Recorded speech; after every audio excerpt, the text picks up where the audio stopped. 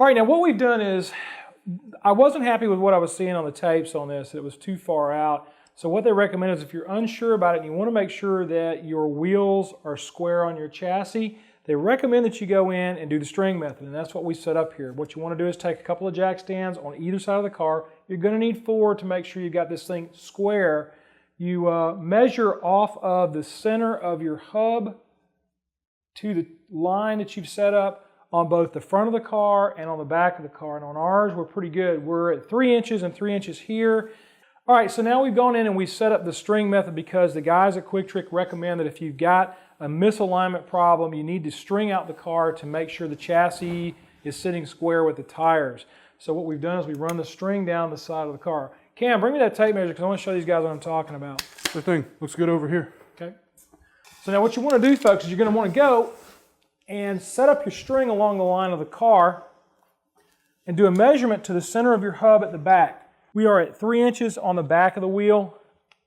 We come up here to the front and we measure to the center of the hub on the front.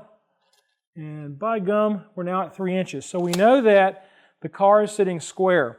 What you then want to do is go in and take a measurement on either side of the car at a solid point. Now on this car, we're measuring here off of the outside bead of the wheel up against the tape. And we are at 2 inches here and doing the same thing at the front up against our wire here. We're right at 2/16 of an inch, 2 1/16 of an inch.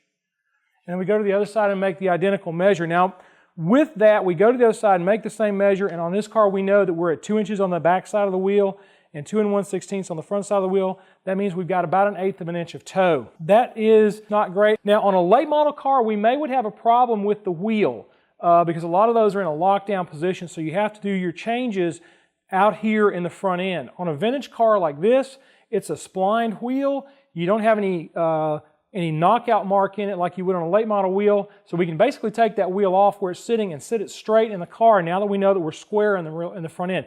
And that's what we'll do next. Now we're not going to show you that because that's different on all the different cars, but basically you take the wheel off, center it up, and you should be good to go.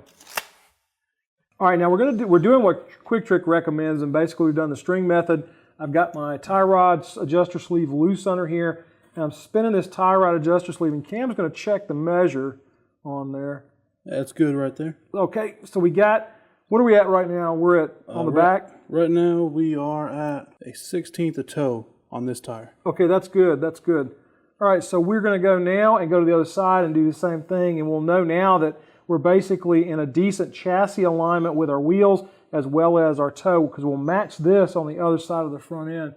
All right, Cameron, to the other side, Batman. Woo, woo. Okay, now we've gone in and mucked about with this thing, probably spent about 45 minutes going in back and forth on the toe. We now are at the RRS factory recommended 1/16 of an inch of toe on